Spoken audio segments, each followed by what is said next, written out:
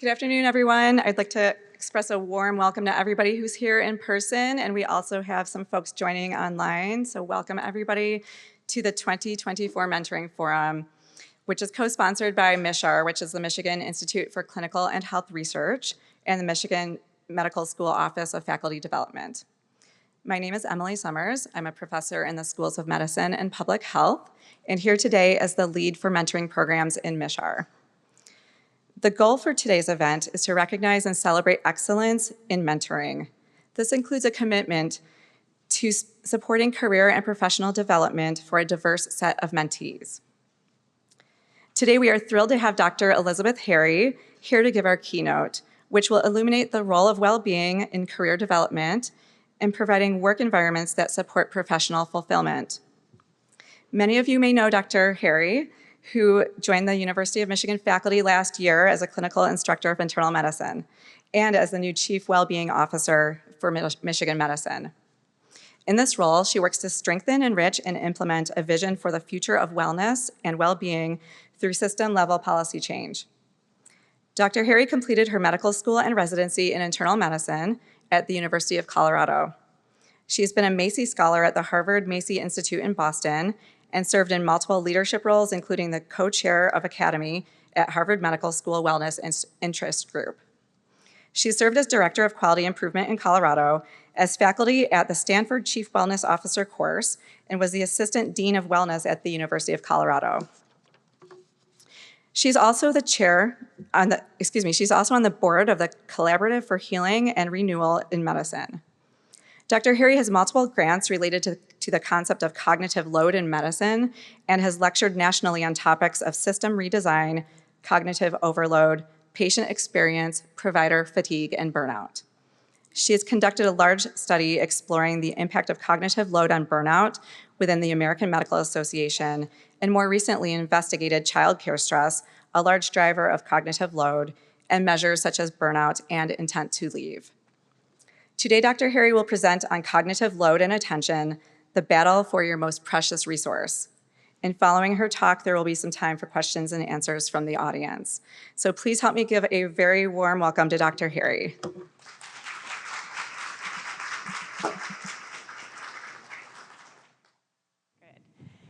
So today we're going to be talking about cognitive load and your attention. And why are we talking about that when we're talking about mentorship?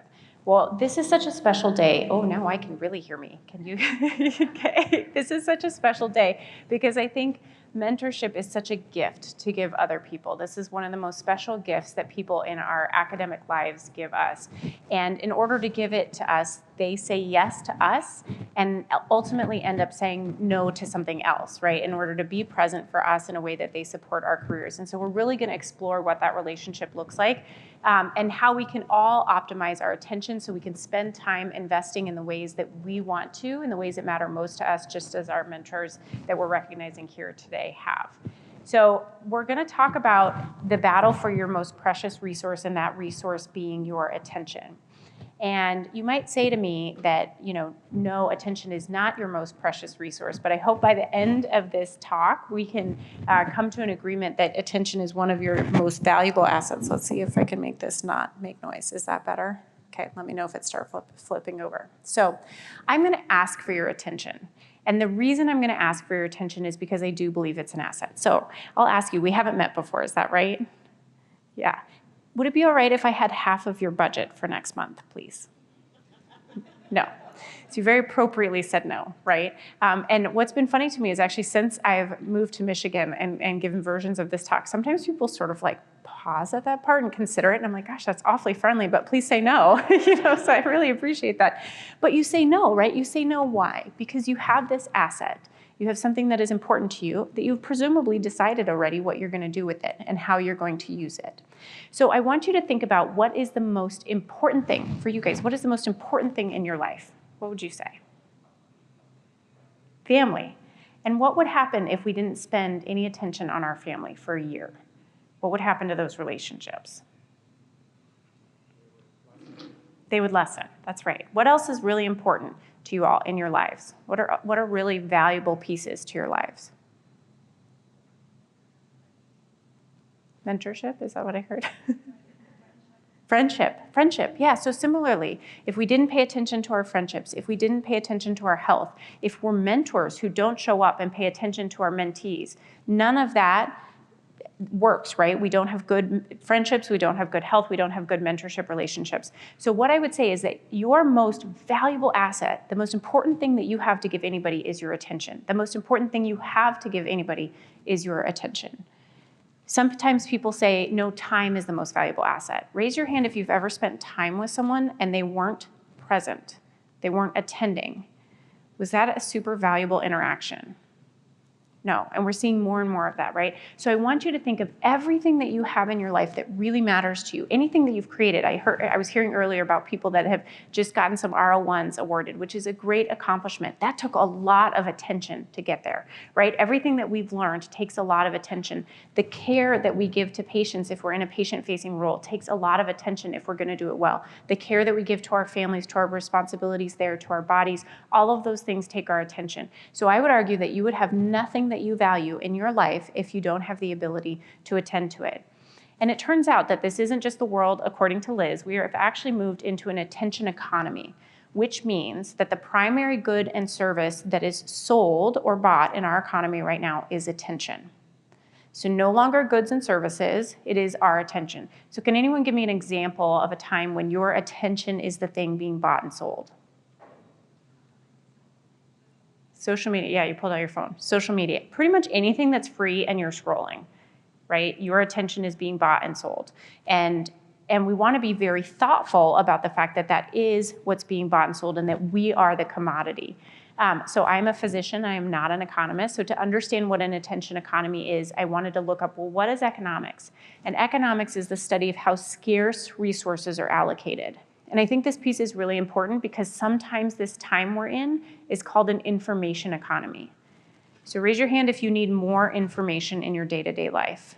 Like, do you need more? Good, more in general or just good information? Good information, yeah, more, right? But most of us don't need more. We have so much emails coming at us, so much news, right? We have so much information coming at us that it's not information that we're struggling with. It's the ability to pull the signal from the noise, right? It's the ability to find the good information out of all the information that's coming with us. And that takes attention to do that. So attention economy then, so I've said the word attention several times. What does it mean? So attention is the ability to take your cognitive resources and place them directly somewhere. So I want you to pay attention to this room. There's a lot of different things you could be paying attention to, right? There's lights, there's all sorts of colors, there's like temperature issues you could be paying attention to if you feel warm, if you feel cold. There's food in the back, maybe you feel hungry and you smell that. You might be thinking about a conversation you had earlier or one you're gonna have later, or thinking about something you wanna do or something you're nervous about. All of these are things that you could be placing your attention on. And so you're choosing where you're going to place your attention. So it is the ability to take your cognitive resources and place it one place and not somewhere else. So attention economy then is the ability to study the buying and selling of that scarce resource, of the ability to put our attention in one place and not somewhere else. It was coined by an economist and Nobel laureate, Herbert Simon, and one of the things that he says, which is my favorite, is that attention is the bottleneck of human thought. So everything that you're going to learn has to come in through attention. There's nothing you have in your brain that got there without you paying attention to it. And everything that you're going to act on, you have to be able to attend in order to do it. So it sort of doesn't matter if you have a wealth of knowledge for your patient if you are so distracted you can't apply any of that knowledge. It doesn't really matter if you have a wealth of information that would help your mentees, but you don't have any time to sit down with them and be able to give them that attention, right? So the beautiful relationships that we're recognizing today are the result of spending focused attention on those people and on those relationships. He famously says a wealth of information creates a poverty of attention. So the more information we have, the harder and harder it is to be able to attend. And I just think it's so fascinating that all the way back in 1997, there was a theoretical physicist named Michael Goldhaber who actually warned that we were moving from a material-based economy, one where we exchange goods and services for usually money or a bartering system, to an attention-based economy where what we're actually exchanging are people's attention. So they say in adult learning theory that you have to tell adults something 3 times for them to be able to remember it. So if you remember nothing else from this talk, I want you to remember to start paying attention to what you pay attention to. And just like you so appropriately set a boundary when I said, can I please have half of your budget for next month? I want you to start thinking about where are you saying yes to spending your attention and recognizing that every yes is a no to something else. And are we saying yes to the things that are really in line with our values, such as mentoring and developing the next generation? Or are we saying yes to other things that are making it harder for us to show up for the things that we really value? So we've talked a lot about attention. It's important to understand a little bit about how we can attend. So the first way is called sustained attention. And I remember studying for the MCATs and getting a bunch of snacks and going and sitting like relatively near the bathrooms, and I had my stack of Kaplan books and questions. And I sat there for 13 hours. And I like got up and went to the bathroom, and I came back and I did questions. I would not be able to do that today. I do not have that attention span, and my kids can't do that either. So I think we as a society, and there's data to support this, are having our attention span is shortening and shortening over time. But that's that ability to really attend to something for a sustained period of time. Think about how long when you were learning, we used to sit still in a classroom and learn things, and now the bits of information that we need to have in order to digest information. And think about how when you're in a meeting, how tempting is it to just like check the phone or switch over and check the email, right? Our attention spans have really narrowed. So then there's selective attention, and this is what you do when you're in an environment where there's a lot happening. So this could be like a room like this. It could be a clinical environment. This is when there's a lot of inputs that you could be choosing to put your attention on, and you're making a choice. I'm going to put my attention here. I'm going to attend to my voice, to the slide, whatever it is that you're attending to in a clinical environment, and maybe I'm attending to my patient, and I'm not going to be attending to all this background noise over here. And I may miss an alert or two because I'm making that choice. Then there's alternating attention, and this is what we do when we say we're multitasking. So I won't make you out yourselves, but I will fess up to having been on Zoom meetings and checked email at the same time, and I'm sure none of you have ever done that. But the idea is that when we do that, when we're on a meeting and we're paying attention here, and then we pop over to check our email and we pop back to the meeting, we lose 90 seconds of data, and that's called an attentional blink. It's a very inefficient way to work. I want you to think about how we do our clinical workflow too. Oftentimes we work that way. We are focusing on something related to one patient, and we often get interrupted to think about something related to a different patient. And the problem with that attentional blink is it actually puts us at higher risk of error. And this can happen in many settings, research as well. And then there's the worst kind of attention. And you know you've done this when you get home at the end of the day and someone you love says, "What would you like to eat?" And you say, "I don't care. Food. I couldn't possibly make another decision," right? And so you know what's happened to you is that you've continually partially attended to multiple things. Nothing has gotten your full attention all day. You've bounced back and forth from one item to the next with that 90-second attentional blink, and you've never given yourself a chance to restore that working memory. So how should we attend then? So John Sweller is the father of cognitive load theory. He's a professor emeritus at University of New South Wales. Cognitive load theory actually comes out of educational psychology, and he recently published a paper showing that with students, you can actually almost completely restore their performance to where they were before after depleting their working memory from doing a task by giving them a short cognitive break. So the ideal way to work would be to have focused attention for a short period of time and then a cognitive break, and then focused attention for a short period of time and then a cognitive break. And when you're doing that focused attention, you're not task switching. So this isn't focused attention in the kind of way that we do it now, where we're focused attention on a bunch of different things that we're task switching. It is choosing one task and single tasking for a sustained period of time and then taking a cognitive break.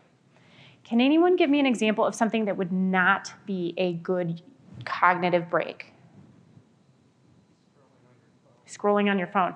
And how often do we do that, right? Like think about the last time you were in line for something. And how often do we just pull our phone out when it's a perfect opportunity to just take a cognitive break and just stand there and be still. But most people, if you look around in lines, you will see that people are on their phones. It's a great example. What would be some examples of a good cognitive break, do you think? Yeah, take a walk, perfect. So change your physiology. It's a really, really good one. So any way you can change your physiology. Take a walk, get up and do jumping jacks in your office, even like just for a couple minutes. Really good example. What else? Drawing, really good one. I have not heard that one before, but I really like it. Activate the creative part of your brain. That's perfect. Really good one. Someone said gardening recently too, which I thought that was a really good one. I was like, that sounds like it might take a lot of time. Drawing you could do quickly. Gardening might be harder to fit in, but what else? Having a conversation, going and checking in on someone, making sure you are not sort of the source of interrupting their attention, but yes, checking in with someone and having a conversation. Listening to music is another good one. One that people often bring up that I think is interesting is meditation. And so what I would ask you is, so the purpose of meditation is to train focused attention. Right? So if you think about how you meditate, usually you have an object of attention and you practice bringing your attention back to that object, whether it's a mantra or your breath or your body or whatever. So what I would ask you to think about is if you were running a track meet, and let's say you were going to do a 400, and you had an event and you had a 400, and then you had a 400 about 20 minutes later, would you run 400s in between the two events to be ready for the next one? No. So while it is very important to train focused attention, and meditation is a great tool to do that, I would not recommend that you spend your cognitive break on training your focused attention. Does that make sense? So a lot of times it seems counterintuitive at first, like that should be a great thing. Now, the opposite of meditation, which is sort of letting your mind wander, can actually be a really good cognitive break where you just sort of let your mind go wherever it is inclined to go. So if our asset, just like your budget that you won't share with me, which I appreciate, is attention, our expenses are cognitive load. So when I say the phrase cognitive load, and you think back to your last 2 weeks of your work life, what comes to mind? What kind of things are driving your cognitive load? Writing grades. I can't imagine. I have yes. A lot of cognitive load. Attention to detail, too. Yes. What else? HR, yeah, like just red tape, administrative burden. Okay, what else? Grading, yeah, that sounds like a lot of cognitive load. I have not done that task, but it does sound like a lot of cognitive load. What else?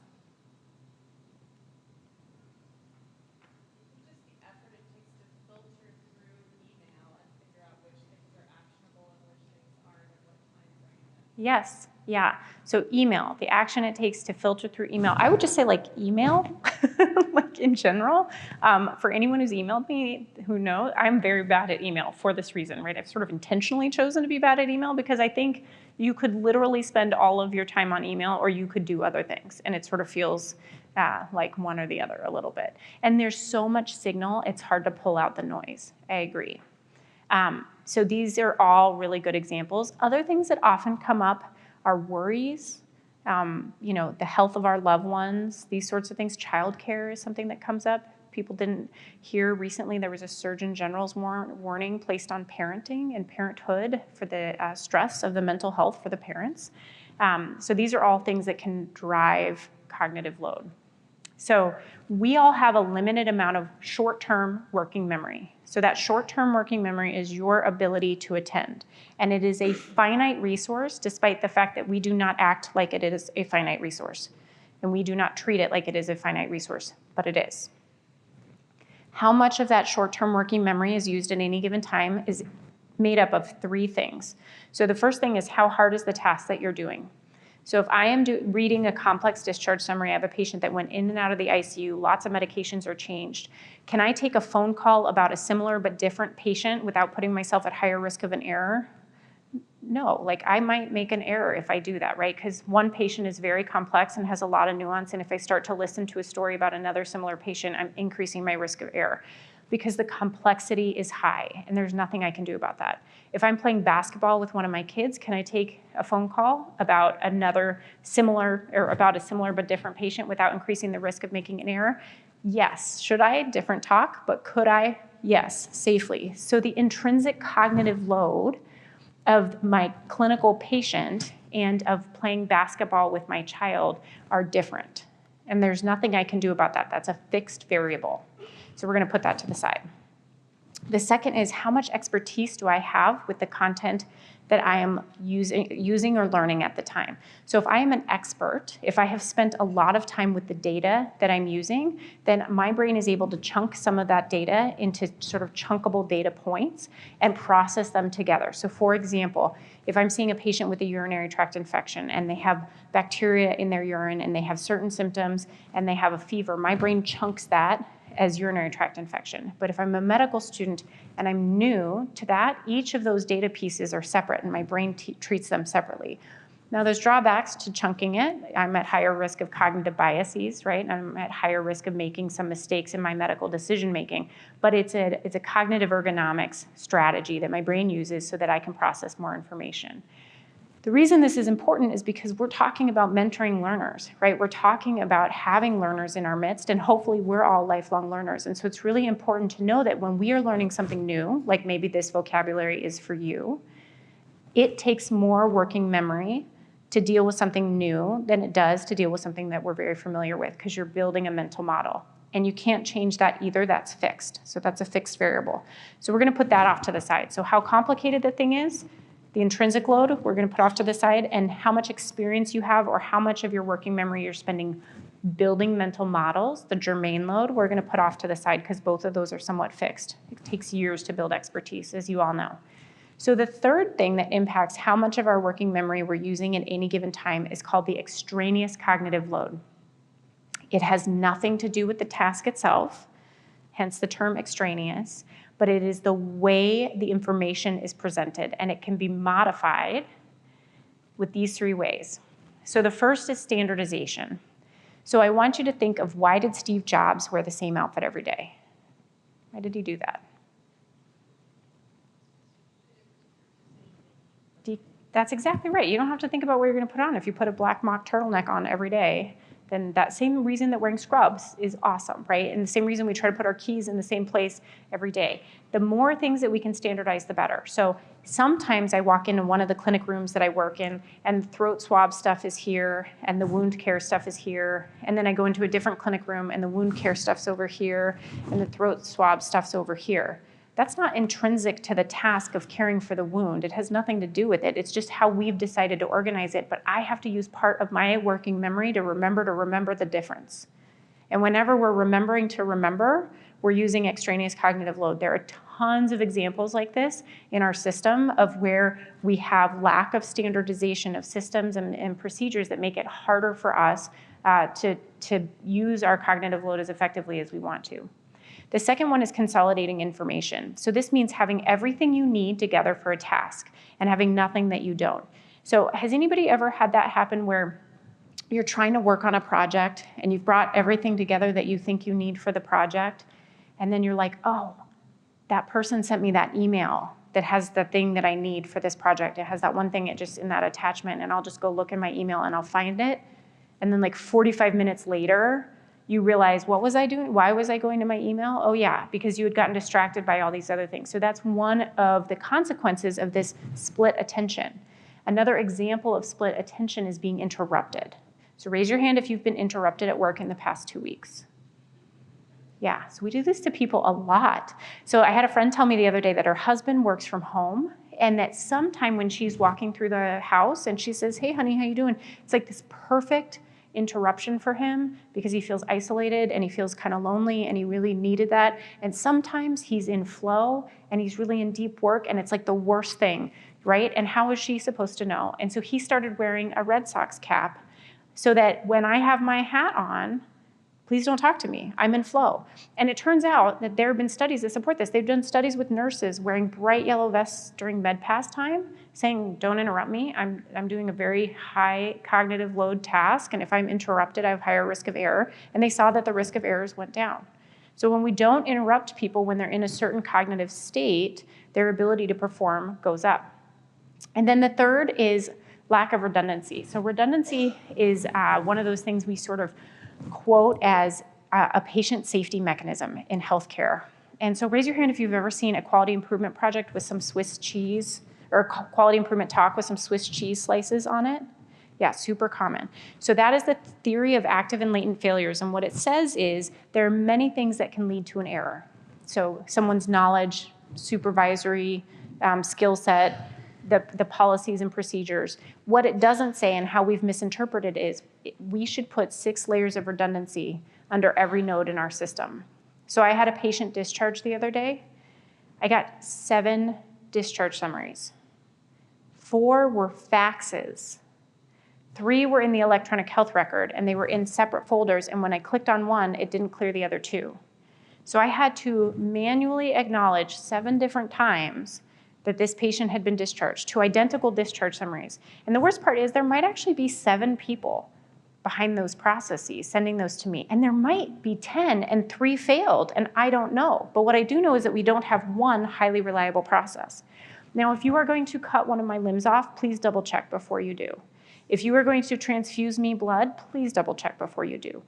But if you are discharging someone and the discharge summary is in the electronic health record anyways, I don't need 7 other versions of them sent to me. So these are places within our healthcare record where we can think about that. Did a light go off or something? Oh, the screen went off. Did I do that? No, it's on. Okay. So it turns out that task load and how much cognitive load it takes to do a task is measurable using the NASA Task Load Index. I'm sharing this with you because you can do this for your own processes in whatever workflows you have, or you could choose to do research in this space. So the Task Load Index is free. You can download it. It has an app, and you just use it on the task as it is, and then you try to improve the task, and then you can measure it again. So this is something that you guys can implement into your daily workflows if you would like. There are multiple types of human factors in healthcare. So human factors is basically the study of how do I, as a human, interact with the healthcare environment or any environment around me. And there's multiple things that can help me and my humanness perform better because I'm a human who's going to have human needs and human things that relate to causing errors. So if I'm stressed, if I'm tired, cognitive workload is one of those factors. How things are designed, so where are the hand sanitizer things placed on clinic rooms, equipment, teams, cultures, all of these are types of human factors, and I'm talking about just one branch of that, which is this cognitive workload. So I just want to make it clear that there's a lot of human factors that are involved in healthcare and in all jobs, but cognitive workload is one of them.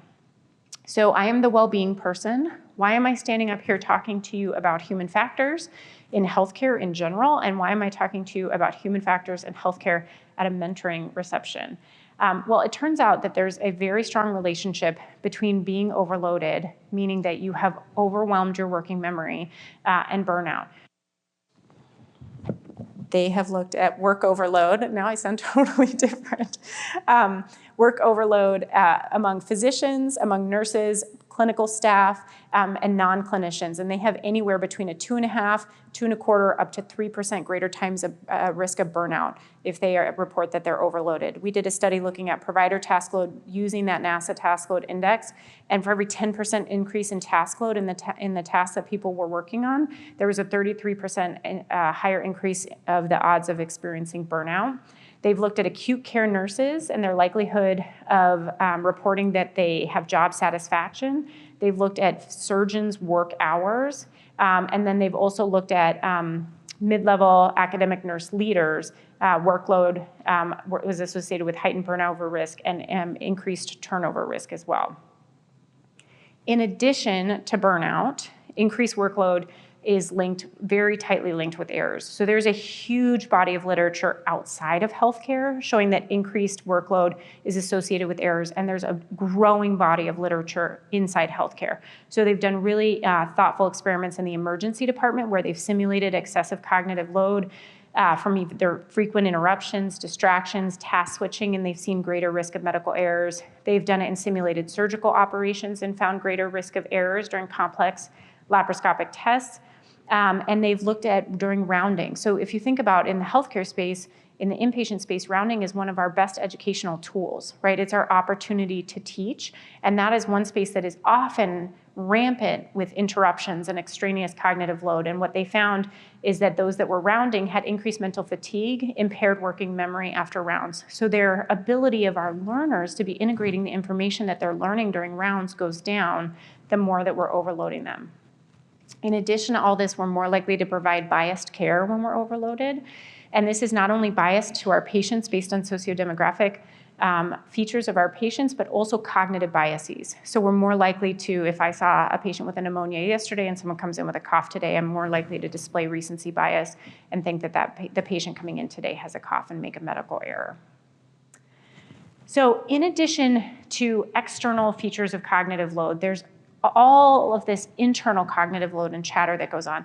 So Ethan Kross is actually a professor here at the business school, really great guy, and wrote this book, Chatter, and talking about sort of the internal dialogue that we all experience and how disruptive it can be. And I just think this study is so interesting. They tried to quantify how many thoughts a day do humans have. And the way they did this is they put people in functional MRI machines and they had them watch movies and realized that when the movies transitioned to a new scene, in theory, that would denote you sort of moving to a new thought about processing the scene. And so they called these thought worms or transitions. And the reason I love this story or this paper is because they say that they found that the trait neuroticism predicted higher transition rates, meaning just that you move from one thought to another more quickly. And this should be in quotes, it also serves as the first neural confirmation that neuroticism indeed entails a noisier mind. Now, none of you are probably neurotic. It's probably just me. But we do find that we have higher rates of neuroticism in healthcare. And I think it's really interesting to see the impact of neuroticism on that sort of kind of chronic internal dialogue that's going on inside our mind.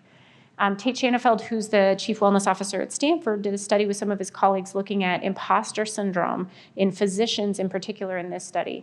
So imposter syndrome, for those of you that aren't aware, is a phenomenon where someone feels inadequate despite a track record of competence. So this isn't you feel inadequate because you did something that you could do better and you want to continue to learn. This is you have a track record of being excellent at this thing and you feel inadequate anyways, and you doubt yourself anyways. This is incredibly prevalent. There's been great papers since then really focusing on what are the environmental triggers to imposter syndrome, right? There's a great HBR article that says stop telling women they have imposter syndrome, which is basically about we can't tell people be your authentic self and then put them in an environment where they have all these microaggressions happen to them and they really can't be their authentic self. And so imposter syndrome is sort of inflicted from the environment. Wherever it comes from, it doesn't matter. It's highly distracting to have those thoughts going on regularly. So what he did was a national survey of about 3,000 physicians between the ages of 29 and 65. He asked the statement, I'm disappointed at times in my present accomplishments and I think I should have accomplished more. And what they found is that physicians were at a 30% increase of reporting imposter syndrome compared with other US non-physicians and had an 80% increased risk compared to people with a doctoral or professional degree in another field. And I just love this quote. Compared with the average worker, physicians have been found in other studies to have higher levels of resilience, meaning, and social support, but often perpetually prioritize others' needs over their own. This study shows that physicians have an Achilles heel. No matter their accomplishments or level of achievement, many physicians feel that it is never good enough. Raise your hand if you have ever felt that maybe you are not enough, you're not giving enough to, your loved ones, the people you're teaching, your job, right? It's very common. I don't believe that that's all there is. Yeah, there you go. All right. You're just placating me. I appreciate it. Okay. So we've talked about external drivers of cognitive load. And then we talked about this concept that there's this sort of constant internal chatter that can often be quite negatively directed at ourselves. What for you guys do you notice are your biggest sources of internal cognitive load?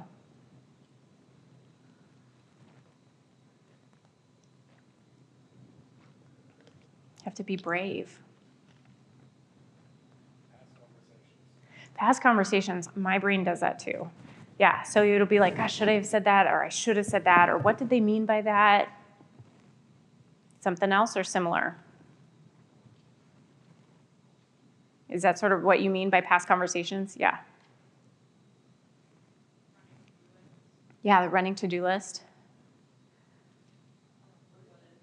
Worry, yeah. What's that?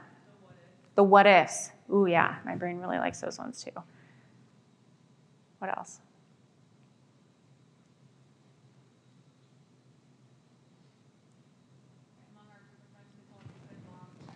Ooh, I love that. Mm-hmm.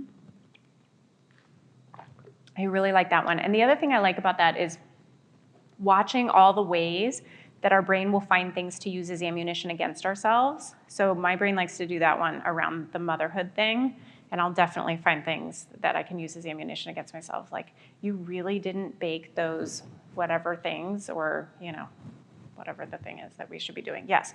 So there's a lot of worry, right, about what if this happens, what if that happens? Am I good enough? Am I enough? Am I bringing enough?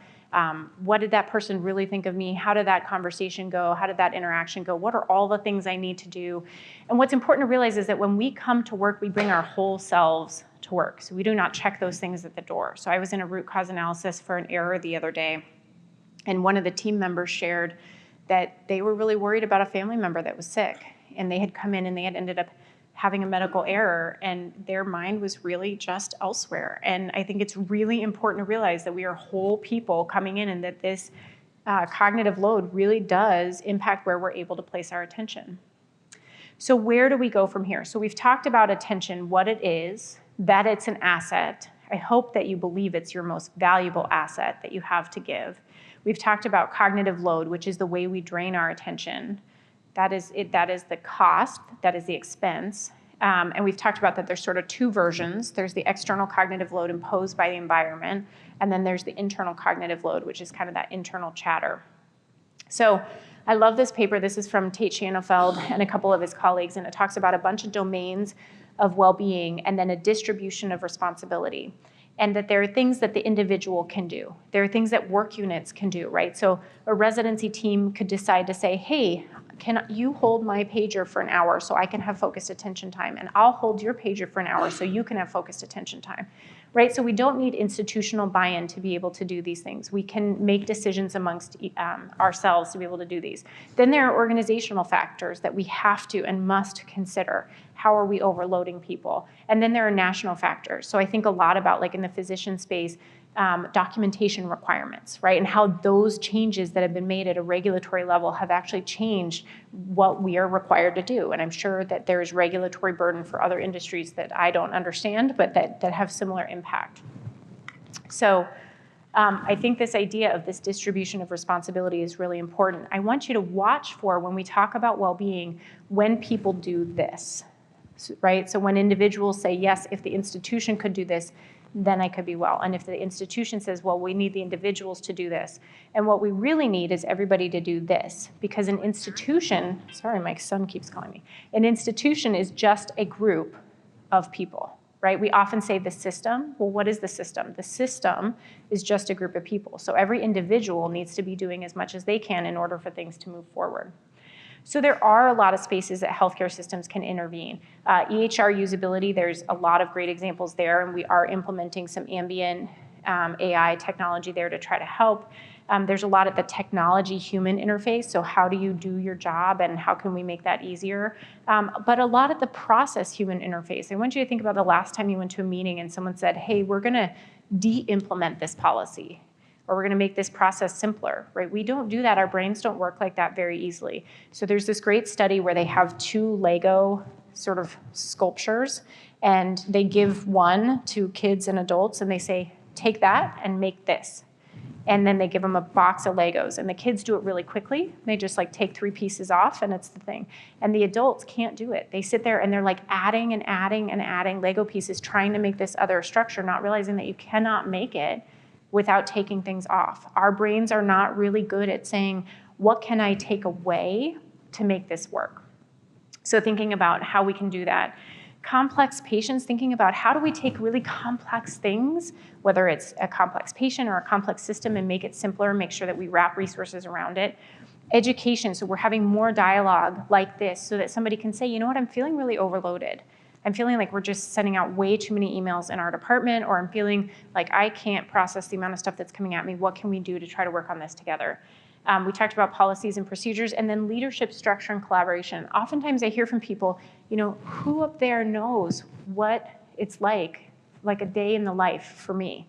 And my answer is nobody. And that's not because no one cares. It's because the system has gotten so complex And there are so many different committees that are responsible for decisions that are being made, et cetera, that the experience for one individual person is this amalgam of all these different processes coming down. And there is no one person that can understand exactly what the day in the life of every single person in the organization is like. And this is why we really need to work together. We need to understand that the complexity has driven this past the ability for our brains to be able to understand it.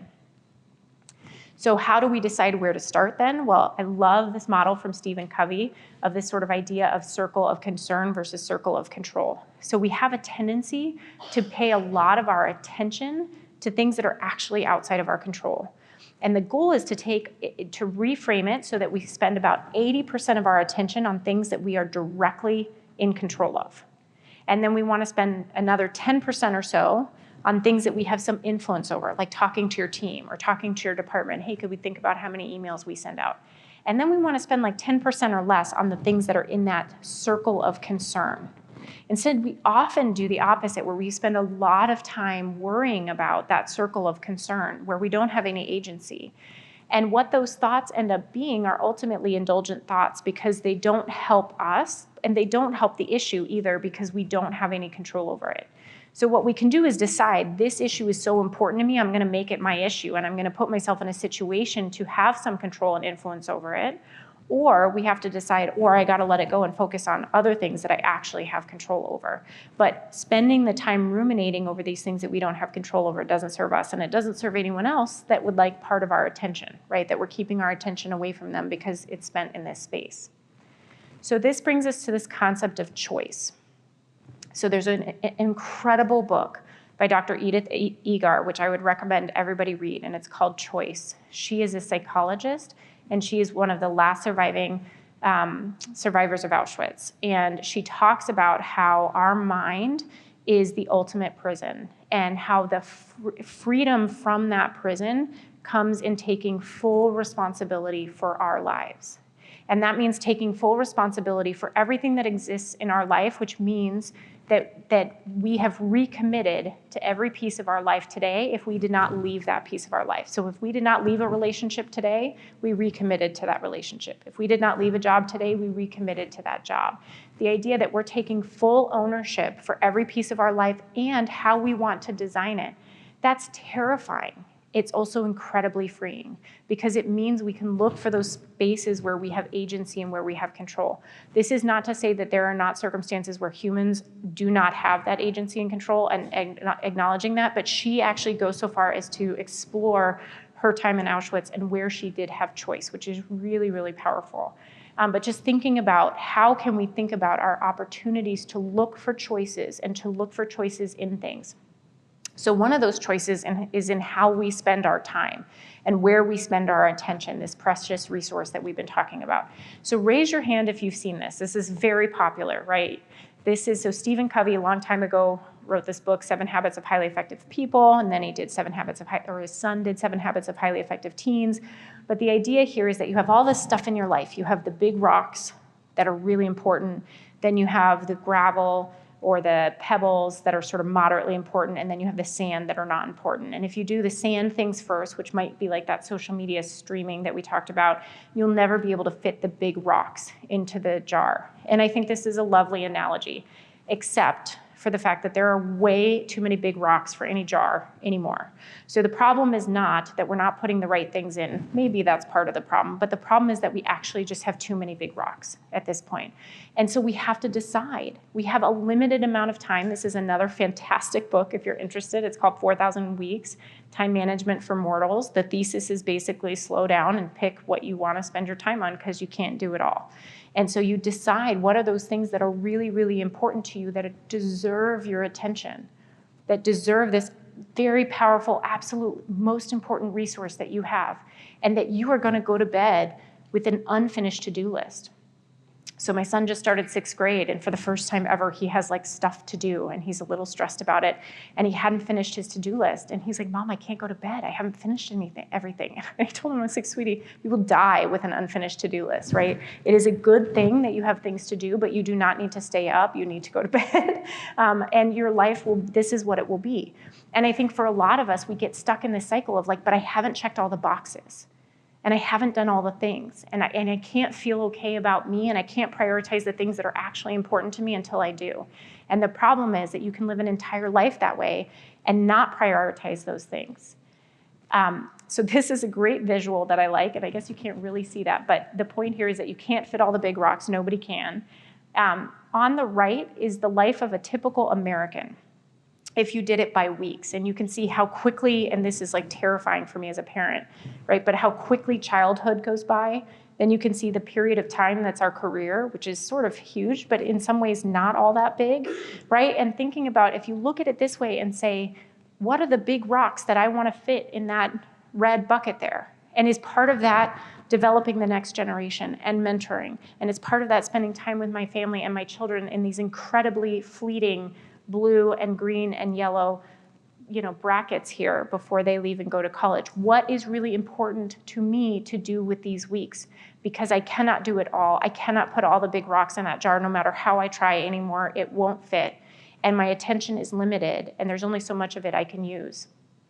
So I love this quote from Ezra Klein: "Life is the sum total of what we pay attention to." So if you think about your attention, this limited resource, and you think about your life, what is it? It is the things you decided to pay attention to. And so if you want it to be incredibly meaningful for you, you want to be incredibly intentional about where you choose to place your attention. And so with that, I want to take a brief moment to say thank you to our mentors that are here being recognized, because what this means is that they decided that that was one of the rocks that they were going to put in their jar. That they decided that developing the people they're developing and spending the time nourishing their careers was one of those big rocks that was worth spending their attention on. So thank you all so much for prioritizing that and prioritizing the next generation, and paying it forward. I really think it is an incredible gift. So briefly, we'll just round out this concept of choice and well-being. We have choice in so many spaces. We have choice in the thoughts that we choose to give value. Our brain offers us lots of thoughts, right? The mom checklist, am I a good mom? The what ifs, like our brain offers us so many thoughts. We have been trained over the years to think, my brain only gives me gold. Turns out that is not true. It gives me all sorts of things that are not helpful. Like, hey, you're not a great mom because you didn't pack an all organic, vegetably based lunch for your children. So we have thoughts in those. We have thoughts in the feelings that we allow. So many of us don't allow our full spectrum of feelings.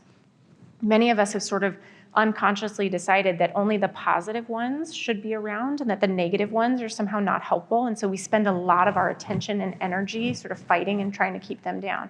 So we have thought there. We have choice there. We have choice in how we respond to difficulties, and we have choice in how we show up for other people.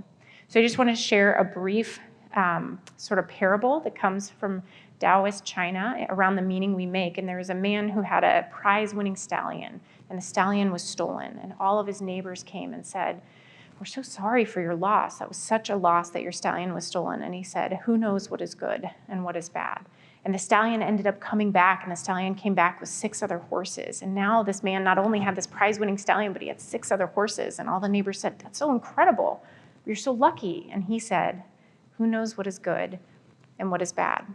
And then his son was trying to help him. He had sort of a young adult son, and his son was trying to train the horses and tame these other horses that came back. And he fell off and he broke his leg. And the neighbors came and they said, "Oh my gosh, we're so sorry. Your only help on the ranch broke his leg. This is so terrible." And he said, "Who knows what is good and what is bad?" And then a war broke out across the land, and his son couldn't go and wasn't recruited because he had a broken leg. And everybody said, "Oh, you're so lucky your son was spared." And he said, "Who knows what is good and what is bad?" But the point is that it seems like it would be very obvious that a stallion that went away or a broken leg or any of these things are bad, and that oftentimes we place meaning on them and we're not sure of the outcome. Now, that is not to say that there are not things in the world that are truly horrible and that it is in line with our value system to say, I do not want to think that is okay, and I choose to think that is not okay, and I support that, and I'm 100% on board with that. But we want to be thoughtful of that because we often do that in places where it may not be as black and white as we think. Of course, we always have choice in how we spend our time, how we show up for ourselves, the kindness we show up for ourselves with. So the thing I love about the Good Mom Checklist is often we are so much more hard on ourselves than we would ever be to a friend, right? And so if we went to a friend and said, how would you talk to me about this? They would be so much kinder about it than the way we are in our own mind. And similarly, thinking about how we can share that kindness with others. I would offer that maybe it's worth creating an attention budget. So just like you wouldn't share your budget with me because you have plans for it that are appropriate and yours, I think you should create an attention budget or consider creating an attention budget so that you make sure with those few weeks that you have on that very colorful page that we put out or the big bucket you have that you can put your rocks in, that you're putting the rocks in that you really want to put in. I just remind you about the ways to reduce the extraneous cognitive loads. You can increase standardization wherever possible. In my house, we have like the same six dinners over and over. And one day my kids may complain about it, but for now it works. And my husband actually makes those. I have to give him credit, I do not. Decreasing redundancy, thinking about what are all the ways that people are getting redundant communications. Are you contributing to someone's cognitive load? I was speaking to the engineering students the other day, and their teacher said, how many times do you guys email me? Like multiple times, right? And so where are we contributing to people's cognitive load? And then how can you consolidate your own data? So what is your version of the baseball cap that you can put on to signal to other people that you need to have some focused attention time? Your attention is a limited resource, so remember we were going to say this a couple times so that it really sticks. I do want to name that there is a tension between attention and availability.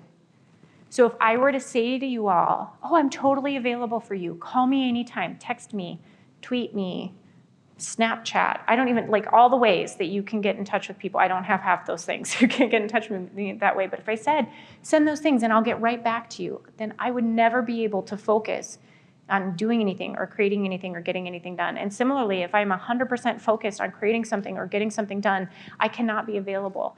And the thing is, often in healthcare and mentorship and parenting, we want people to be thoughtful and thinking and using their brains, and we want them to be available. And we often act like they should be able to do both at the same time. And I think it's important to realize for all of us that we can't. Remember about attention breaks. Remember the continuous partial attention and the myth of multitasking, that 90-second attentional blink there. Schedule your priorities and unplug. One of the areas that we have room for improvement in our data, in our employee voice data, is around going home and unplugging and making sure that you turn off time. A practice that I have is 10 minutes of focused attention with each person in my family without screens doing something that they like. So I have 3 kids and a husband, that's 40 minutes.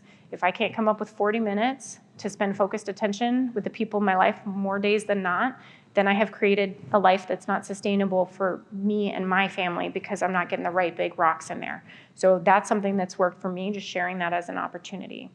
You have choice when hard things happen. And I think this is really important to remember. There's a program that we've used and are sending some folks through called Positive Intelligence. And what they talk about is that when hard things happen, you can make a choice between, are you going to accept the thing? And I just want to acknowledge that acceptance when something hard has happened is a brave move. Like that is brave and that is wonderful and that's enough. You don't have to do anything more than that. I think we all know that temptation to not accept when something hard has happened, right? To fight against reality and be like, this can't be the truth. This can't be the reality. This isn't going to be true. I'm going to fight against that. And what we know is how emotionally draining that is. I want to be super clear that acceptance is not condoning. Accepting that something has happened is not saying this is okay that this happened. It just means I am going to accept that this is where we are so I can decide how I want to show up. I can decide how I want to respond to this. And so if when something happens, the choice that we make is acceptance, I want to acknowledge that that is a brave, brave choice. And another choice that we can make is to convert it into a gift or opportunity. How can I learn from this? Is this something that like I didn't see coming, that I can learn more from? Are there skills that I can get out of this that I didn't have before? Is there a way that I can get inspiration out of this? This is where Mothers Against Drunk Driving came from. Sandy Hook Promise came from. I have a dear friend who lost a 2-year-old and built an incredible foundation. She would give anything to have that 2-year-old back, but she has done such good work with the foundation she built out of that. So where are there opportunities to use this hard thing as an inspiration for good? And where is it an opportunity to learn more about our power and our ability to be strong and to do hard things? I do just want to call out that there is this theory of post-traumatic growth. where we can be resilient after hard things, which means we sort of go back to how we were, which is great. We can also change, and we can actually change for the better. And post-traumatic growth inventory looks for positive responses in 5 areas: a greater appreciation for life, relationships with others, this idea of new possibilities in life, a new sense of personal strength, and spiritual change. And they're looking at this domain to expand it to be more secular, to be more inclusive. I want you to think about if you know anybody in your life that has gone through a really hard thing that you've seen come out on the other side and demonstrate these gifts, right? And it really is an opportunity for choice when we experience hard things.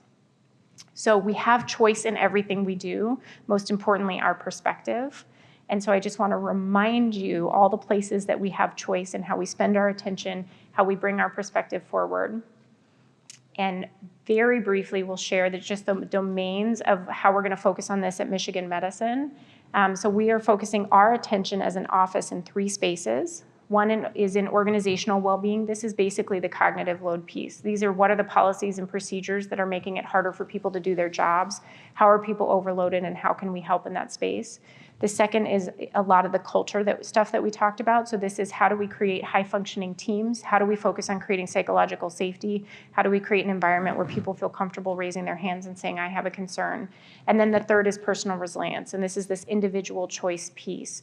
And so we're training people up in some of this coaching stuff that I talked about. So in the interest of time, I'll skip the examples of these things, but I will just ask you for the 3rd time, if you take nothing else away from this talk, please pay attention to what you pay attention to and make sure that they're the right big rocks that you want to be putting in your bucket. And with that, I will say thank you. Please reach out. I will respond eventually, maybe not immediately. And thank you very much. And I don't know if we have a minute or 2 for questions. Yeah, thank you.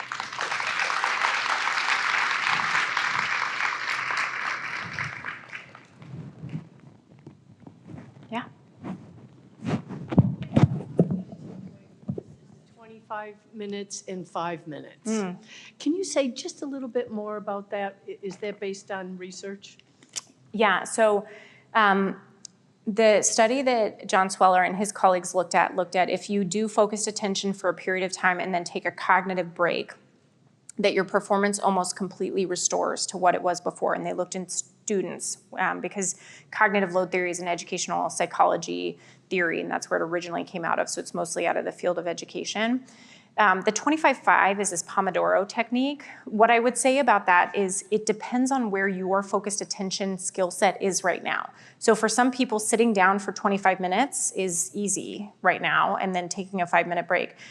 For others, maybe myself included at times, 25 minutes of focused attention may be long. And so it might be something where you kind of work up to it and sort of figure out, where do I start to have my mind wandering and it's harder to focus on what I'm trying to do? That's a good time to take a 5-minute break. And you can watch, well, how long were you able to focus? Maybe it's 11 minutes to start, or 12 minutes, or 13 minutes.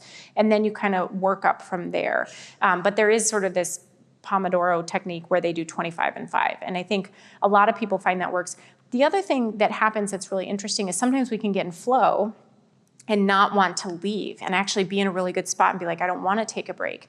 There's differing schools of thoughts about whether you should still take a break anyway. So there's some people that would say, yes, you should still take the break. And the reason is you want to prove to yourself that you could come back and do that task. Oftentimes, these are the focused attention tasks are the kinds of tasks we procrastinate, right? They're the kinds of tasks that we push off, the thing that we have to really sit down and focus for. And so you want to do little bits every day to prove to your brain, like, no, I can do this, even if I sort of don't want to. And so even if you get in that flow, you want to interrupt it and then be able to come back the next day. There are other people that would say, if you're in that flow, like, take the creative juices and just run with it, recognizing that you may deplete some of your energy around it and it's harder to come back to the next day, or you kind of set yourself up for that procrastination setup that we get with the focused attention kind of tasks. Yeah. So many of the models that you've been talking about, it seems, many of the models you've been talking about, it seems kind of presuppose that there is a standardized human, and they all sort of show these responses. They all have the same amount of focus. They all respond the same way when they're distracted. But you, of course, have acknowledged that, of course, people do vary in Yeah. this. So I guess my question is, if you just take, I mean, you could take any of those Yep. examples, but let's just take the person who's trying to multitask and is basically serially tasking, right? They're just going from one thing to the next and back, and you've explained how and why that can be challenging Yeah. and disruptive. But I guess my question is, what is known, how much is known about the things that actually dictate the individual variation Yeah. in those, which I must imagine must be huge. Yeah, there is huge individual variation in this. And I'm always sort of hesitant to say this because there are actually a few people that can multitask and like can legitimately multitask. I feel like when I say that, then everybody's like, I'm one of those, and you're like, probably not, But so I think that's important to acknowledge. Then there's also neurodiversity, right? And we know with our friends and colleagues that are neurodivergent that there is this hyper-focus ability, and then there's also distraction issues that can happen. And so there's a whole spectrum of what this looks like, right? Whether it's impacted by neurodiversity, whether it's impacted by gender, whether, there's a million other things that can impact it, and just our lives in general. Like I said, I, at one point in my life, sat for 13 hours. I would have no ability to do that now, and I'm the same human. I just haven't practiced that skill in a really long time and do different things in my day-to-day experience and probably multitask way too much. So, I do think there's a huge variability in this. I also think it's worth naming that this is trainable, right? We can train our attention span. What we cannot do, though, is make our so the amount of time that we can pay attention, we can train. But the amount of things that we can process is sort of a fixed thing relatively within a person. There is some data that shows that people that live in sort of high dopamine states have a bigger working memory, and people that live in sort of lower dopamine states have a shorter working memory. And you can actually take a test to see which you fall into. That's basically a free recall test. So there's a lot more sort of nuanced data to this. But I always am a little wary to talk about that there are people that can multitask, because I really do believe then everybody's gonna be like, well, I'm the one and I can keep doing it then, So, yeah. Yeah. Ask a question about medical training and the medical field in general. So, and these might be wrong assumptions, but my assumption is that training decades ago didn't have work hour restrictions. People had a high cognitive load during those times, but it also seems like burnout has been on the rise. Yep. And how do you reconcile those two things? Yeah, so that's a really complex question on a lot of fronts, right? So yes, so what I would say is that when you have, say, a 30-hour shift and you're fatigued, the size of your working memory shrinks with fatigue. However, you have spent 30 hours with those patients. So the germane cognitive load of learning about those patients and understanding what they're going through is less for you, because when the nurse comes up to you and says, this thing is happening, you know exactly what's been happening for the last 28 hours, and you can act with all of that knowledge in reserve. You're not trying to paint a picture of the person and their illness in your mind at the same time as answering the question. You already know all this about the person. You've learned about them. And that's something very visible that I've watched happen over the years is sort of this knowledge that you built over the course of the time that you're with this person. The shorter we make our shifts, the more handoffs there are, the more change there needs to be in terms of building that up. So there's that. The other piece is, yes, there's more cognitive load in that you're there longer, but patients were in a lot of ways simpler, right? So people are getting more complex. They have more illnesses than they had before. They're living longer. They're on more medications with more side effects. So the complexity, that intrinsic cognitive load of our patients has gone up. So the intrinsic cognitive load has gone up over time. I would say that the germane cognitive load of learning about our patients, because we're doing all these handoffs, has gone up also. So no, you're not fatigued, but I would say that the overall cognitive load of the situation is much higher. There's way more labs to interpret than there were. There's more consultant buy-in than there was and input, et cetera, et cetera. So I think the complexity has gone up so much that I think there's sort of a trade-off there with the fatigue piece.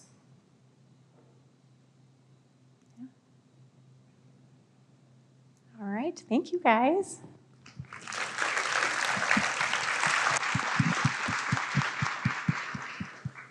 Thank you so much, Dr. Harry, for that incredible talk. And of the many things that you said that were so enlightening and useful, I thought the small nugget, every yes you say is a no and to something else. And I think that as we go on to celebrate all the incredible mentoring relationships here, that's a big part of what we want to be thinking about, is that whole relationship that was built because of choice and intentionality.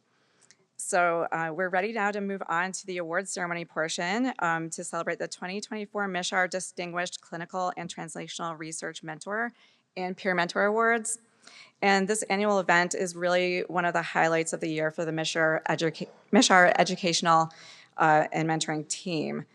This award was established in 2012 and recognizes faculty who foster the intellectual, creative, scholarly, and professional growth of their students, fellows, and trainees in the areas of clinical, translational, and health research. During this time, we have received over 250 nominations across the entire university community. All of those who have been nominated for this very competitive award are truly exceptional mentors. Many of the past awardees are even in the room today. And everyone who's been nominated makes the choice of awards so extremely challenging. To date, 84 mentors from 12 different schools, colleges, and departments across the university have received the MSHAR Mentor Award, which recognizes mentors who have distinguished themselves in several areas: supporting a diverse set of mentees, communication and relationship management, career and professional development, and research development. This year, MSHAR selected 7 mentors from a field of remarkable and generous research leaders, each of whom contribute enormously to our University of Michigan environment. I would like to take a moment to highlight our new award this year, the Faculty and Staff Peer Mentor Award. With this new award, we celebrate the impact of early career faculty who mentor peers and mentees, as well as the tremendous work of staff who coach and mentor peers, faculty, postdocs, and students in the clinical, translational, and health research community. Today, we are going to hear from the people who nominated each awardee as they share with us how these mentors superbly demonstrate the qualities of an exceptional mentor. Then we will also hear from each awardee as they share some of their wisdom on mentorship. We've asked each of the awardees to speak on one of 3 topics: advice they would give to mentees and mentors across career stages, lessons they have learned about mentorship over the years, and/or what they feel is important for menteeship. So without further ado, it's my great privilege to present the recipients of the 2024 awards.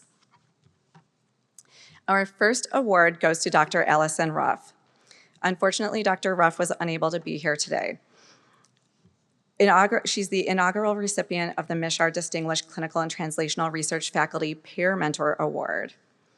She's a clinical associate professor in the Department of Internal Medicine, the Division of General Medicine. And while she's unable to be here today, we have a brief recording that we would like to share. Hello, and good afternoon. I am so honored to be the recipient of the MICR Distinguished Clinical and Translational Research Faculty Peer Mentor Award. I'm very disappointed that I'm unable to be there in person for this wonderful ceremony. I'm deeply honored and humbled to receive this mentorship award today. This recognition holds a special place in my heart, as mentorship has been a cornerstone of my personal and professional journey. I want to especially thank my own peer mentors, especially Dr. Renuka Tipernini, for nominating me for this award. Throughout my career, I've come to appreciate the profound impact of finding a community of mentors and mentees.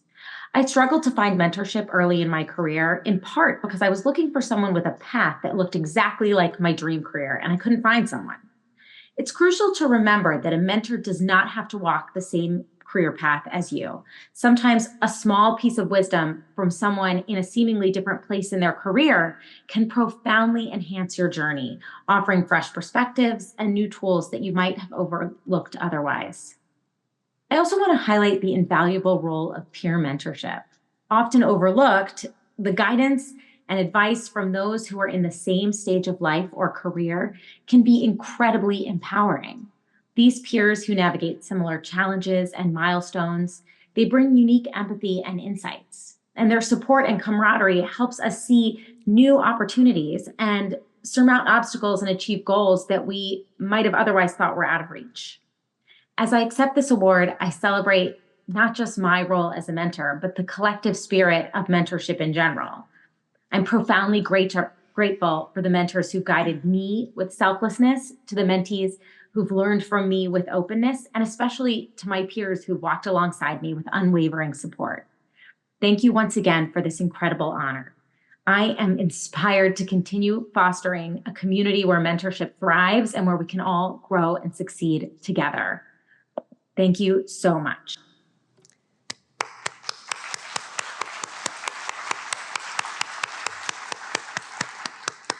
Dr. Ruff, if you are watching remotely, congratulations. And unfortunately, her nominators likewise were not able to attend today, but we have a few brief excerpts to share from the nomination packet. From Dr. Ranuccia Tipernini, Associate Professor of Internal Medicine. Dr. Ruff serves as a coach in the medical school, working alongside medical students to provide critical coaching, mentorship, and guidance as students circumvent the challenges associated with balancing medical school and personal well-being. She also serves as a mentor for internal medicine residents.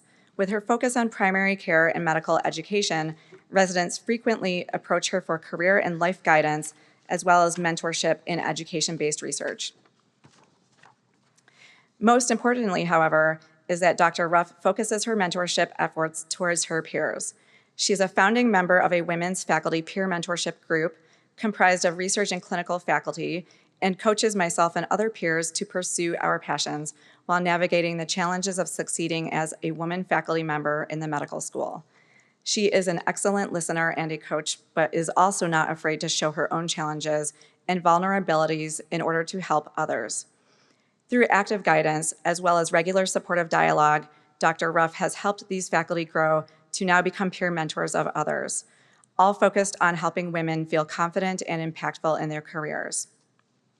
And from Dr. Danielle Devlin, a pulmonary and critical care fellow. I must emphasize Dr. Ruff's role in shaping my career in the face of the unique challenges I experienced as a woman in primary care. She continues to coach me as I recently transitioned to becoming a parent while juggling my clinical roles. As a mother who is incredibly present and active in her children's lives, Dr. Ruff maintains a high level of academic productivity, educational interests, and robust clinical responsibilities. It is really inspiring to see someone model how to make this work in a practical sense, while also normalizing their own challenges and vulnerability in this space. I ardently advocate for Dr. Allison Ruff to be your choice for this year's MSHAR Peer Mentor Award. So congratulations once again.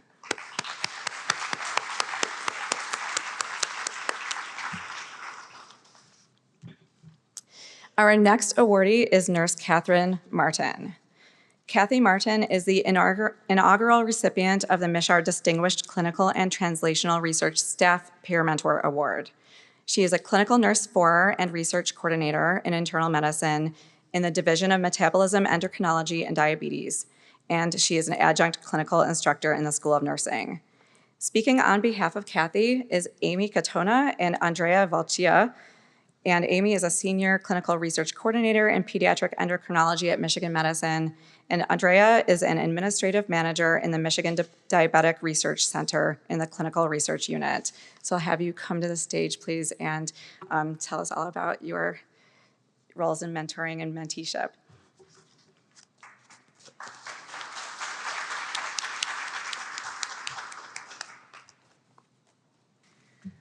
As you know, the 2024 MSHAR Peer Mentor Award recognizes the value of mentoring to the University of Michigan in assisting clinical and translational investigators and research staff to reach across disciplinary boundaries in pursuit of science.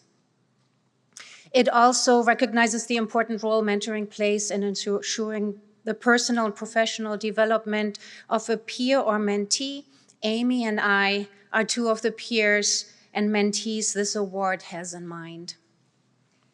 The selection criteria for the 2024 Misher Peer Mentor Award include supporting a diverse set of peers, communication and relationship management, psychosocial support, guidance for career and professional development, professional enculturation and scientific inquiry, assisting in the research development, and clinical and translational investigator development. You can imagine that we could use way more than 2 minutes to describe Kathy Martin, the person we're here to introduce.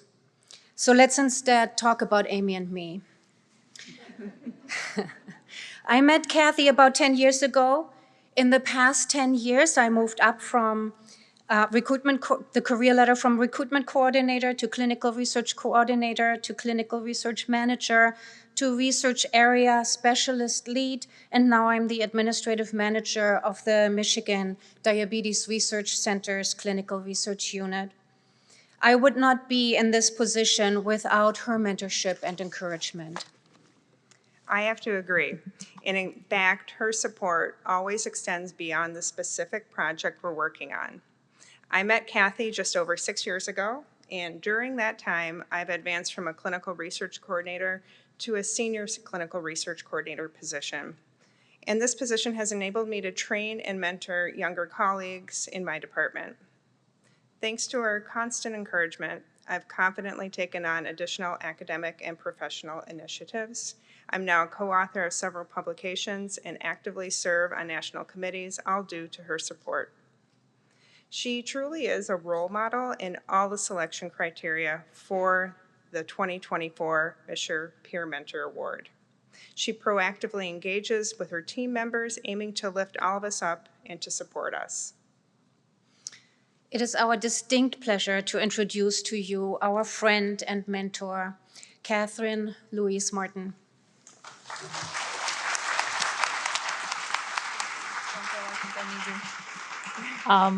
I think the word is gobsmacked, and I was when I first heard about this incredible honor, and because my personality tends towards the cynical, and imposter syndrome was something that came into my mind quite a bit. My first thought was the old I Love Lucy television series, the episode called Lucy Writes a Novel. And I don't know if any of you remember Lucy Writes a Novel, but Lucy wrote a novel. She thought it was great. She shopped it around to a lot of publishers. Ricky, Fred, Ethel all said, it's terrible. This is never going to get published. And much to their surprise, she got an offer from a publisher who wanted to buy her novel. So she met with the publisher after being, I told you so, I told you I'm a brilliant writer. And turns out the publisher wanted to publish it as and this is how not to write a novel in a textbook. And so sadly, that's where my head went. But, in terms of, I think most of the people, the other awardees here are all really, as I read their bios, they're all really in sort of formal mentorship roles.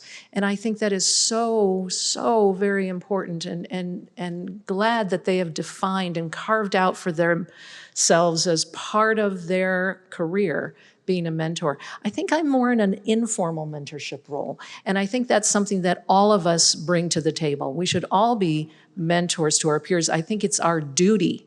If we've had any experience in our careers, in life, we have a duty to share that. And I think most importantly, we have a duty to give our mentees the space and the confidence to challenge us, to work with us, and to exceed us. So thank you all so very much.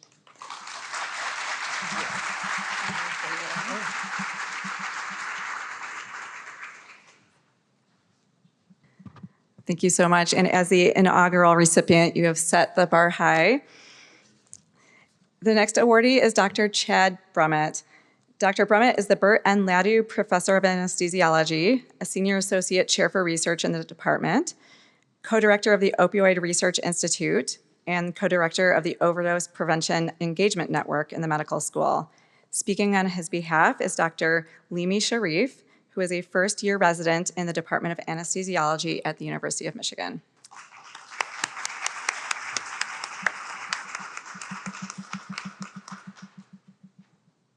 My name is Limi, and I am honored to be, here today to see Dr. Brummett get this award. I met Dr. Brummett about 2 years ago and had been working with him since on research projects, and honestly had been floored by the amount of impact he had in the Department of Anesthesiology, but honestly, like across disciplines as well in Michigan medicine, and had really been focusing on creating communities, and communities where people felt like they were valued and that their voice was heard, even the most junior members of the team.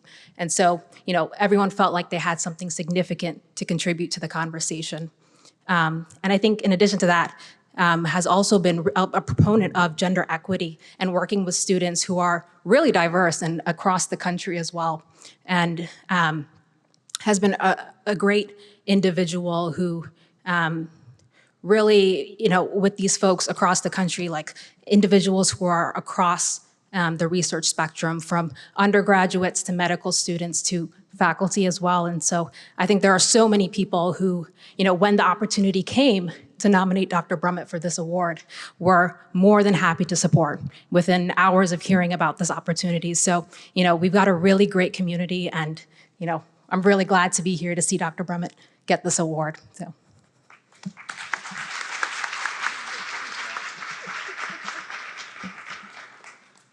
I wasn't prepared for that. I didn't know that you were going to give remarks before me, so that threw me off a little bit.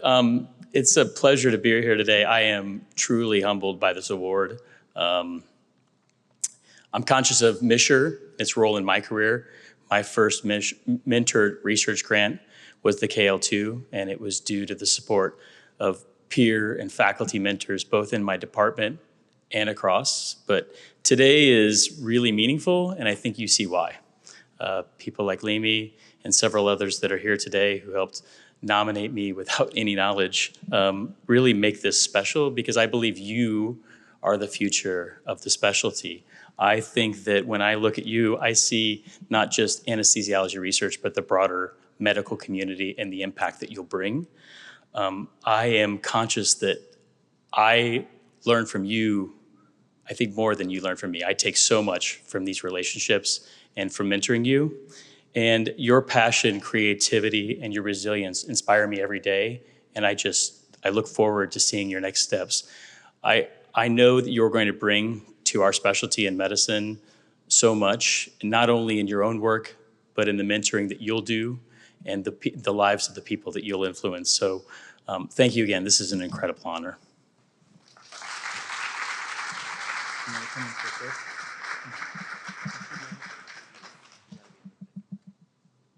Our next awardee is Dr. Lene Darbus, who is a professor and vice chair in the Department of Health Behavior and Biological Sciences in the School of Nursing. And speaking on her behalf is Dr. Patricia Hirschberger, who is the Reta Dumas Endowed Professor of Nursing, chair of the Department of Health Behavior and Biological Sciences, and professor of nursing in the School of Nursing.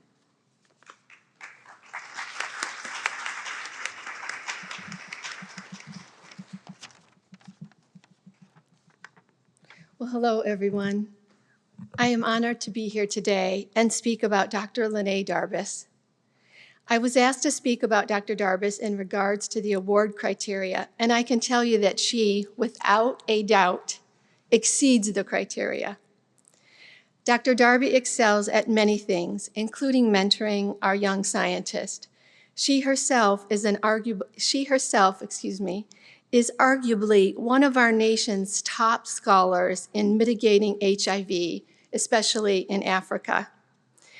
But more than prioritizing her own work, Dr. Darbus has successfully mentored numerous scholars, many from underrepresented minority groups. For example, she is primary mentor on 2 K Awards, and notably, both of these awards were funded on the first submission.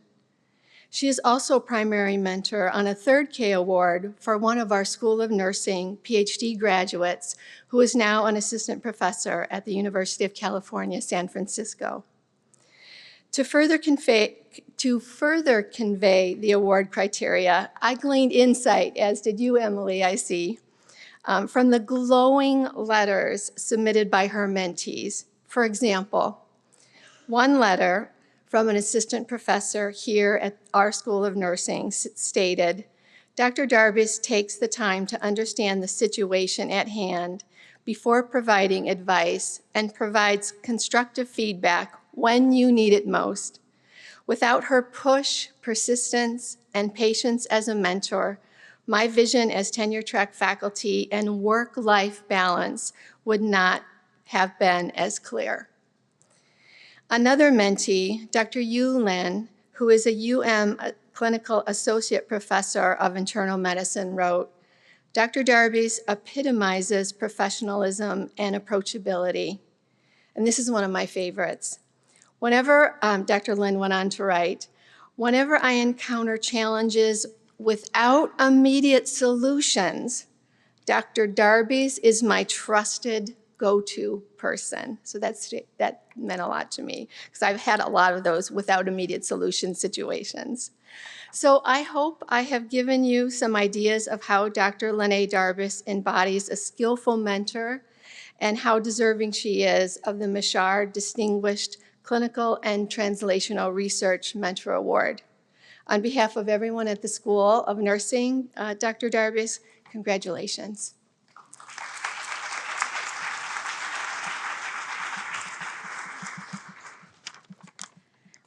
Yeah, it's hard to speak after that. Thank you all so much. I'm so honored to receive this award. I appreciate those kind words and the nomination from Dr. Hirschberger, as well as from those mentees from whom I have also learned so much. I want to offer 3 words of advice that have informed my own mentoring, learned from an early mentor of mine. Other people matter.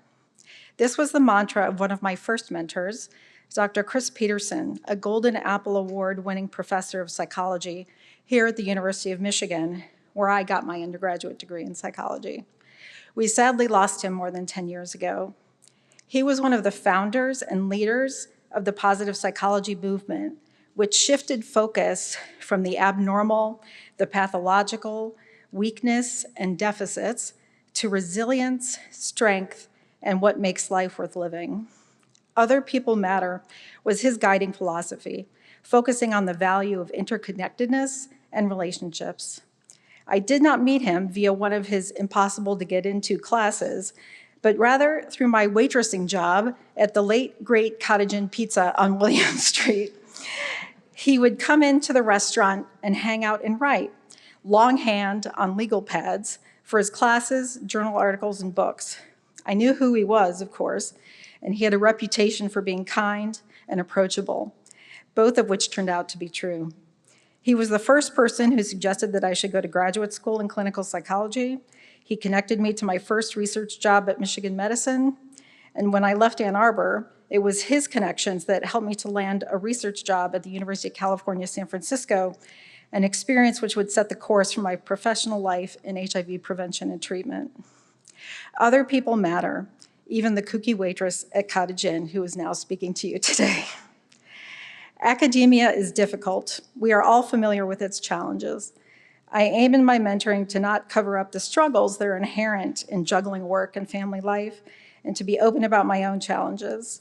I aim to help mentees focus on their strengths rather than their weaknesses, and to recognize that there is not one right way to do anything.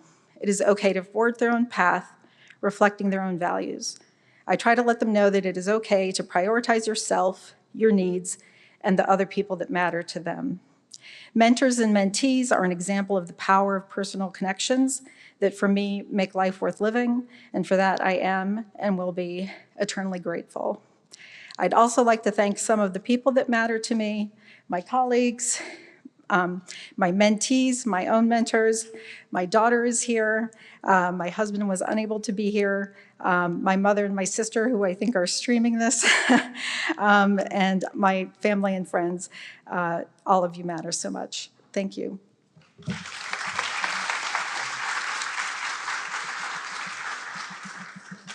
So that was a heartwarming reference to Dr. Peterson, who I also had an undergraduate class with. So that was really neat to hear his legacy. Our next awardee is Dr. Mark Peters-Golden.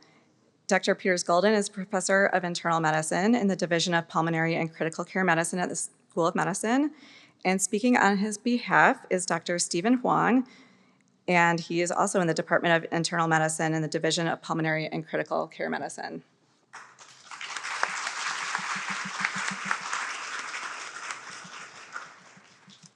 Just have some brief notes that I was writing down while I was solving the Rubik's Cube with my daughter last night. But I want to say, I have to really say I'm very honored, actually myself, to stand here today, really on behalf of the many dozens, scores of mentees who would have all said that we're ecstatic to see Mark be honored with such a well-deserving mentorship award. I think one measure of success as a mentor is just not just the individuals who are here that he's mentored in the division right now, but really the decades of mentees that he's had that are all over the world. These include people who are now researchers and faculty at Northwestern, Penn, Indiana, Ohio, Vermont, people in Korea, England, Japan, France, Brazil, the Netherlands, and all of these individuals have become successful researchers, leaders, directors, division chiefs, even department heads. And I know many of them are actually on Zoom watching and cheering Mark on to get the award. But I would say even beyond just the number of mentees and our academic success, I think what really holds dear to Mark's heart is just being about a mentor for you, the person. He, always finds the time to stops, listens, thinks, and reflects on what you say. He is invested in you. When people join his lab, it's not just about working on his project. He actually wants you to develop your own. He wants you to grow scientifically, develop new ideas, learn how to think critically, and just become a better physician, better scientist. And he also spends the time to mentor you professionally, working through the minefields of either academia or industry. And he really spends the time personally as well. I even remember years ago when I was when I talked to him about even relationship advice, and he provided a lot of useful advice then. I've actually been his mentee since probably almost 20 years now. Obviously I don't talk to him as frequently as I used to, like when I was early on, and I used to meet with him every day or, every week. But even just last week, I had a very, I met with him one-on-one, and he actually talked and touched base on a lot of the things that Dr. Harry just mentioned today about rocks and buckets and making choices. He didn't use rocks and buckets, but he talked about the importance of making choices. So I'm really happy to stand here on behalf of all of his mentees and say how much of an honor it is to have Mark be awarded the award.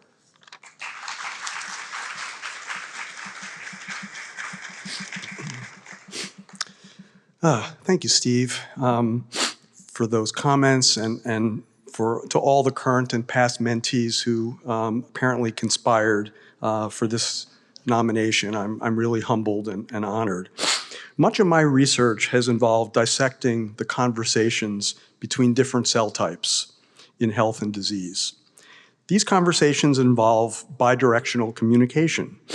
Each cell type has to successfully both deliver and receive messages. Mentoring is much the same. Effective mentoring first requires understanding your mentee. You have to listen, ask questions, where they are in their scientific journey, what they know, what they don't know, what they need, and how and even whether they understand their needs. That's not so easy. Once you understand your mentee, you have to tailor your approach to teaching, guidance, and role modeling to their needs. Although precisely what each mentee needs is inherently different, whether your mentee is an undergrad or a senior faculty member like Steve, they all ultimately want the same thing. They want to be heard, they want to be understood, they want to feel like you're making an effort to provide them what they need at that time in their life, and most importantly, they want to know that they matter. What they do matters. At the same time, even the best mentoring requires a receptive mentee who is making responsible efforts to hear, to understand, and to put into action what you are trying to deliver. A two-way conversation that is constantly evolving and deepening over time. Anyone with children will, of course, appreciate the parallels between mentoring and parenting. So yes, it is really simple. So again, thank you so much, and I appreciate it.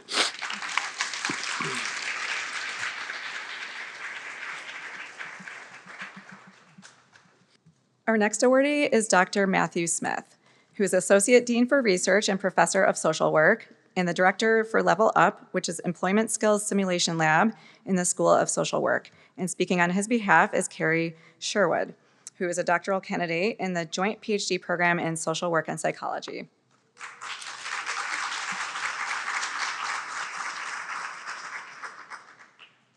Hi, everyone. I'm glad I wore heels because otherwise you might not be able to see me. So I'm so glad to be here today. I have been working with Matt for the past 6 years. He's the Associate Dean of Research and a professor in the School of Social Work and is the director of the Level Up Employment Skills Simulation Lab and co-director of the Treatment Innovation and Dissemination Research Group in the School of Social Work. He develops and evaluates technology-based interventions to improve employment and mental health outcomes for individuals with disabilities, serious mental illness, and justice system impacted individuals. From day one, since I started working with him, he's really gone above and beyond to provide exceptional mentorship for me and others in the School of Social Work. As a first-generation college student, I often have the feeling of being an imposter in the world of academia, but Matt continually reminds me that I belong here and has always believed in me and my abilities as a researcher, often more than I believe in myself. He has always extended invitations to meetings most PhD students never get the opportunity to sit in on. I've met with his program officers at NIH, his collaborators from other universities across the country, community partners, and technology partners. And he has taught me the crafts of intervention design, grant writing, manuscript preparation and publication, and always makes time to provide in-depth feedback for anyone who asks. He has earned the reputation for being able to map out anyone's 5-year trajectory after sitting down with them for just a few minutes. So if you're at a crossroads, just sit down with him after the ceremony here, and he'll probably be able to help you out. He has a knack for that. He's given me a behind-the-scenes look at what it takes to be a principal investigator and manage a large research team. And while juggling my parenting responsibilities and health issues over the past few years, he's always been patient with my progress and allowed me to work at my own pace. He has undoubtedly played a key role in getting me to where I am now, which is in my final dissertation writing stage. And I know he's had an equally significant impact on many others' careers as well. I'm thrilled to be able to celebrate him as a recipient of this award today.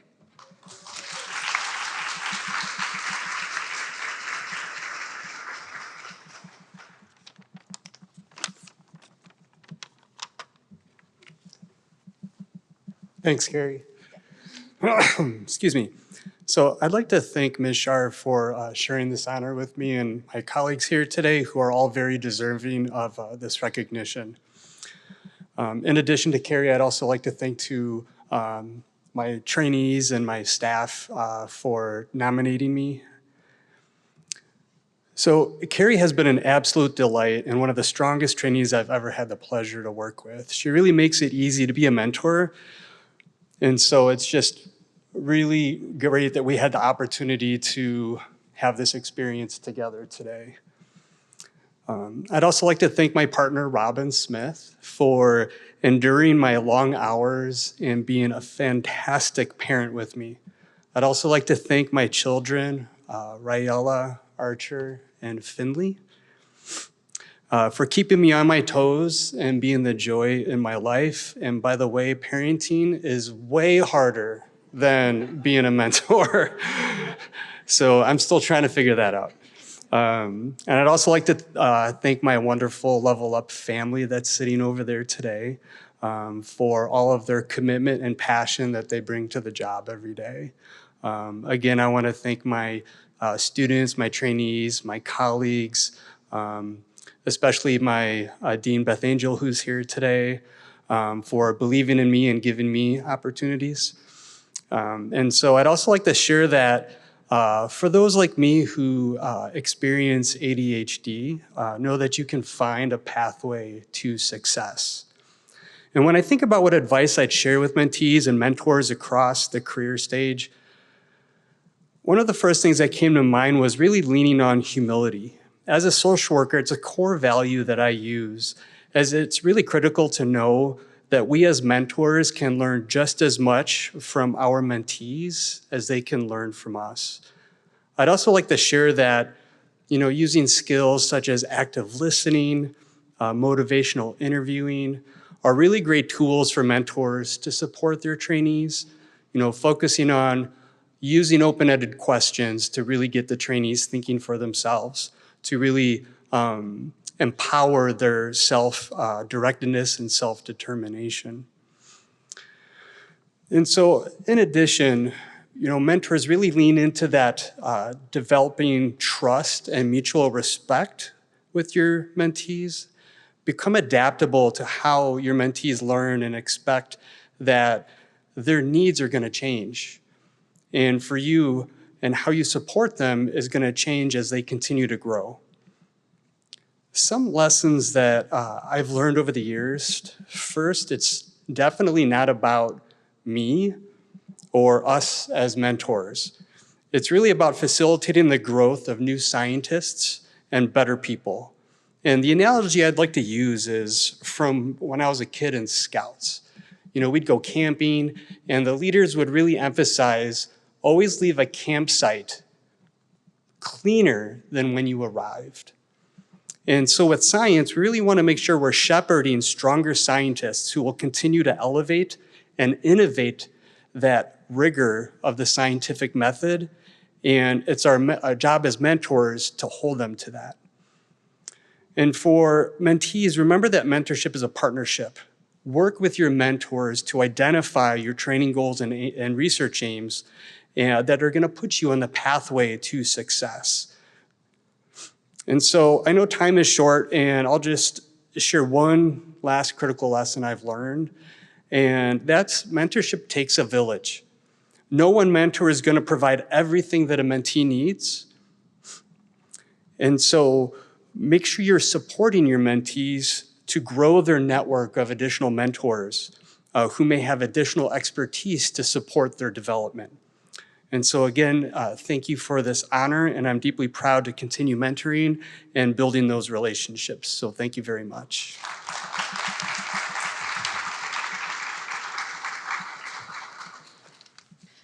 So our last but not least awardee is Dr. Michael Euler, who is Professor Emeritus in Biological Chemistry and Research Professor Emeritus in the Michigan Neuroscience Institute at the Medical School.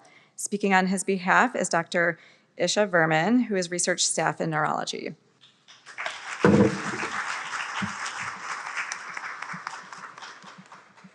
Hi. Pick a mentor who is kind. They are generally the smartest, is the advice given to the students when they are trying to choose a mentor. Mike is a perfect example of this.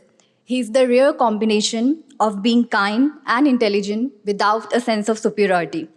Rarely ever you find a mentor and a teacher who is so committed to the success of their students. Mike has made enormous impacts on countless trainees through his long-lasting contribution to research and teaching. Each of his trainees has felt uniquely supported by him, have turned to him at multiple stages of their career, and consider him a lifelong mentor. Personally, Mike had taught me so many things about stem cells and neuroscience, but the most important thing that I have learned from him is the importance of kindness, empathy, and generosity in sciences. So here's to Mike and all the awardees today. May we know them, may we have the opportunities to learn from them, and may we become them. Thank you.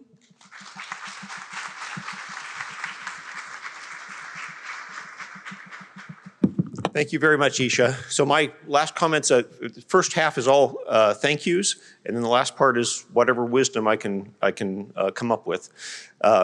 So first of all, I want to thank Mish R, because this process of recognizing mentorship is so important, and it just kindles, you know, the feelings among the faculty and the students and the staff and everyone.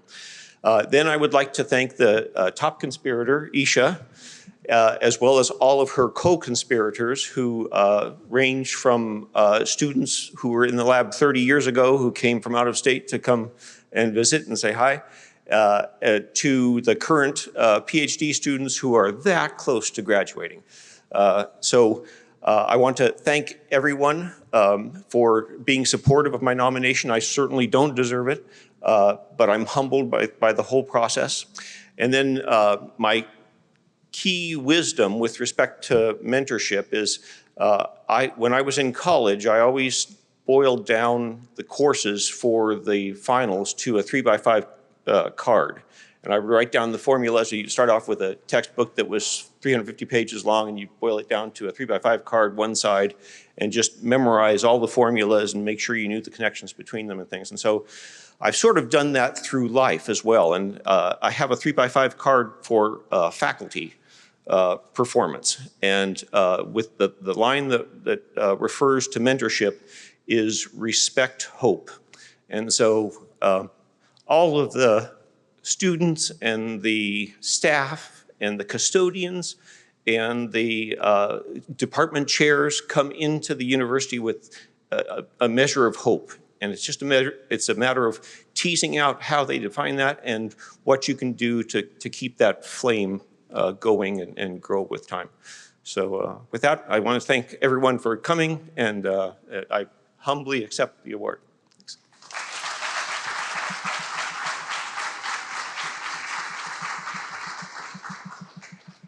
So thank you all for the incredible words of wisdom that you have shared, both from the mentors and the mentees. Everyone is incredibly deserving. And we want to also have another special thanks for Dr. Liz Harry, who spoke today.